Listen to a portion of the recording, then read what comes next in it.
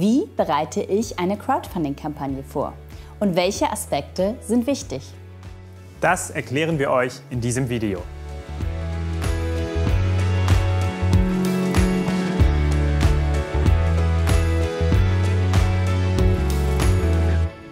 Ist Crowdfunding das richtige Finanzierungstool für meine nachhaltige Idee? Wenn du eine Crowdfunding-Kampagne starten möchtest, ist eine der wichtigsten Fragen am Anfang, ob Crowdfunding überhaupt das richtige Finanzierungstool für deine Idee ist. Denn nicht alle Projekte und auch nicht alle umwelt- oder sozial orientierten Ideen sind für Crowdfunding geeignet. Projekte mit zum Beispiel einer sehr kleinen Zielgruppe haben es schwerer. Deshalb sollten als erster Schritt die Kernidee des Projektes sowie mögliche Schwachstellen und Chancen genau erfasst werden. Und es stellt sich die Frage, gibt es eine relevante Zielgruppe für die Idee? In diesem Prozess ist es hilfreich, die Idee mit externen Personen, zum Beispiel BeraterInnen von Crowdfunding-Plattformen, zu diskutieren. Gleichzeitig wird Crowdfunding immer bedeutsamer. So wächst Crowdfunding als Finanzierungsform für neue Unternehmungen, für konventionelle und für nachhaltige Projekte. Insbesondere nachhaltige Projekte können mit Crowdfunding gezielt ihre Zielgruppe ansprechen, denn viele Studien haben gezeigt, dass umwelt- und sozial orientierte Crowdfunding-Projekte oft relativ breite Unterstützung finden und erfolgreich finanziert werden können. Welche Phasen und Abläufe gibt es beim Crowdfunding? Klassischerweise besteht eine Crowdfunding-Kampagne aus 4 Phasen: Vorbereitung, Kommunikation und Marketing, Finanzierung und zu guter Letzt nach der Finanzierung. In der Vorbereitungsphase wird die Zielgruppe definiert und die Plattform gewählt. Außerdem wird die Kalkulation erstellt. Das heißt, ich überlege mir, wie viel Geld ich über Crowdfunding einwerben möchte, damit ich mein Projekt realisieren kann. Und anschließend wird das Finanzierungsziel sowie die Laufzeit festgelegt.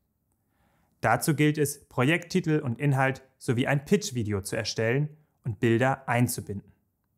Wichtig ist, ein gutes Storytelling bereits in der Vorbereitungsphase aufzubauen, das dann während der gesamten Kampagne fortgeführt wird. Die Kommunikation- und Marketingphase startet fast parallel zur Vorbereitungsphase, weil es von Beginn an wichtig ist, eine Community aufzubauen und bereits vor der Finanzierungsphase zu aktivieren. In der Kommunikation- und Marketingphase werden alle zentralen AkteurInnen aktiviert, von Freundinnen über Familie, Mitarbeitende und gegebenenfalls auch Kundinnen, die ihr schon habt oder Mitglieder eurer Organisationen sind. In der Finanzierungsphase ist es sehr wichtig, regelmäßig Updates zu schalten. Das heißt, die Community mitzunehmen, von Erfolgen oder Entwicklungen zu berichten. So könnt ihr zum Beispiel einen Post veröffentlichen, wenn die Hälfte des Finanzierungsziels erreicht ist. Dieser kann dazu aufrufen, nun auch zum Erreichen der zweiten Hälfte beizutragen. Hier ist das Eingehen auf Fragen und auf Feedback bedeutsam. Wichtige Kanäle der Kommunikation sind neben den sozialen Medien, Newsletter, Blogs und auch konventionellen Medien und Veranstaltungen. Zentral sind dabei die Netzwerke der Community, die die Kampagnen im Schneeballsystem verbreiten können. Nach der Finanzierung steht der Dank an die Crowd an erster Stelle, in Verbindung mit der Kommunikation des Ergebnisses. Danach folgt die Projekt- bzw. Produktrealisierung. Bei Reward-basierten Kampagnen sollten die Rewards zügig versendet werden. Letztlich geht es hier darum, die Unterstützerinnen zu langfristigen KundInnen zu machen. Generell sind Crowdfunding-Kampagnen mit viel Aufwand verbunden. Das heißt, ein gutes Crowdfunding-Team, das mit Leidenschaft arbeitet, ist Gold wert. Teams mit unterschiedlichen, sich ergänzenden Qualitäten und Kompetenzen sind dabei besonders erfolgreich. Zum Beispiel sind die Netzwerke und die Erfahrung der einzelnen Teammitglieder sehr nützlich. Welche Crowdfunding-Art passt zu meinem Projekt? Um zu entscheiden, welche Crowdfunding-Art zum Projekt passt, ist es sinnvoll, zunächst die Höhe des Finanzierungsvolumens festzulegen. Auch der Zweck der Kampagne sollte definiert werden. Das heißt, ist diese profitorientiert, gemeinwohlorientiert etc. Ebenso bedacht werden sollte das Mitbestimmungsrecht der UnterstützerInnen. Zum Beispiel ist ein wesentliches Merkmal von Crowdfunding, dass UnterstützerInnen während der gesamten Kampagne Feedback und Wünsche zum Projekt äußern können. Ebenfalls kann durch die Wahl der verschiedenen Rewards Einfluss genommen werden. Aber auch ganz konkret über die finanzielle Ebene, zum Beispiel beim Crowdlending oder Crowdinvesting. Welche Zielgruppen sind geeignet für eine Crowdfunding-Kampagne? Wie lege ich die Zielgruppe fest? Fragen nach der Zielgruppe stellen sich meist ganz am Anfang der Crowdfunding-Kampagne. Überlegt euch genau, wie ihr eure Zielgruppe am besten erreicht. In welchen Gruppen sozialer Medien, wie zum Beispiel Facebook, ist die Zielgruppe unterwegs? Welche Newsletter hat sie abonniert? Sehr internetaffine oder junge Zielgruppen sind zum Beispiel besser geeignet als solche aus besonders konservativen Milieus. Auch Zielgruppen, die sehr an Wandel und Transformation interessiert sind, neigen eher zum Unterstützen nachhaltiger Crowdfunding-Kampagnen. Bei der Definition der Zielgruppe ist es außerdem sinnvoll, eine oder mehrere Persona zu beschreiben. Das heißt, fiktive Prototypen der Individuen, die genau passend für die Zielgruppe der Crowdfunding-Kampagne sind. Ihr überlegt euch also, wie alt ist die ideale Unterstützerin, auf welchen sozialen Medien ist sie aktiv, welche Blogs liest sie, etc. Die Zielgruppe nachhaltiger Projekte achtet dabei besonders auf die wahrgenommene Nachhaltigkeitsvision der Kampagne. Auch die Qualität des Projektes ist wichtig.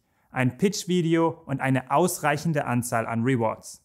Zu Pitch-Videos und Rewards deshalb gleich mehr.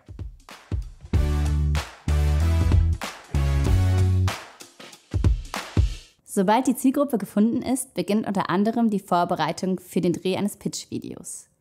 Pitch-Videos sind eines der absoluten Must-Haves für Crowdfunding-Kampagnen. Ein Pitch-Video ist ein kurzes, ansprechendes Video über eure zentrale Idee. Dabei sollte in den ersten 20 bis 30 Sekunden die Kernbotschaft kommuniziert werden, weil danach die Aufmerksamkeitsspanne abnimmt. Die Dauer umfasst dabei meist 100 Sekunden bis 2,5 Minuten. Das Video sollte eine gute Geschichte erzählen, die Emotionen hervorruft, insbesondere bei nachhaltigen Projekten. Feedback von außen ist beim Erstellen von Pitch-Videos auch sehr wichtig. Crowdfunding-Plattformen haben zum Beispiel oftmals BeraterInnen, die euch beim Erstellen der Crowdfunding-Kampagne helfen. Das gilt auch für Pitch-Videos. Ebenfalls findet ihr Beispiele guter Pitch-Videos sowie Tipps und Tricks als Links unter diesem Video. Was ist eine ausreichende Anzahl an Rewards?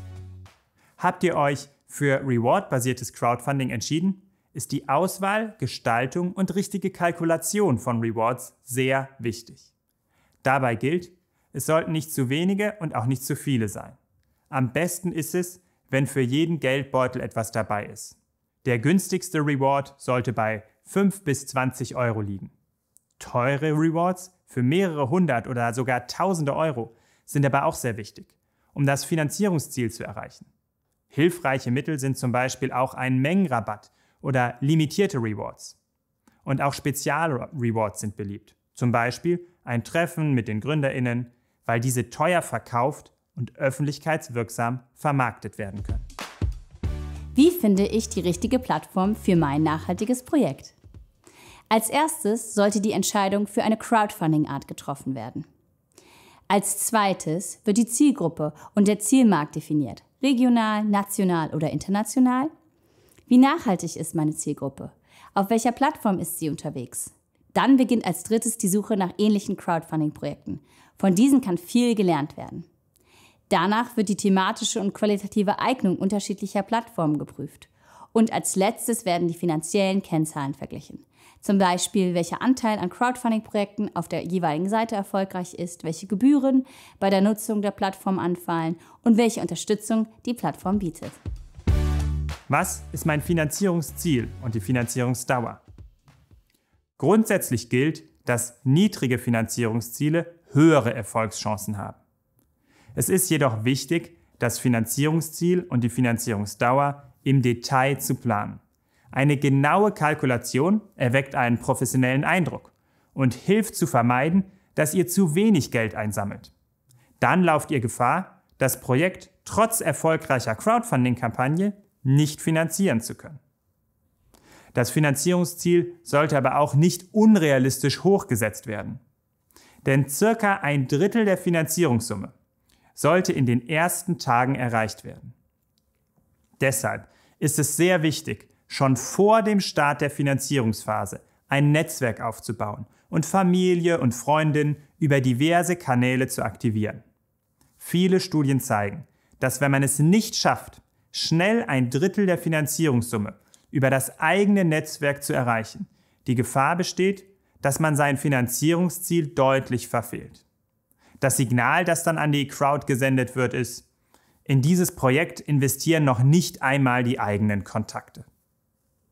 Umgekehrt gilt, dass wenn eure Kampagne in den ersten Tagen sehr erfolgreich ist, sie auch eher auf der Startseite der jeweiligen Crowdfunding-Plattform kommt und so deutlich mehr Aufmerksamkeit erfährt. Ein genaues Verständnis der Zielgruppe, die Wahl der passenden Art des Crowdfundings und eine gute Verbindung zur Community sind in der Vorbereitungsphase essentiell. An dieser Stelle folgt nun das nächste Video. Alles rund um die Kommunikation einer Crowdfunding-Kampagne.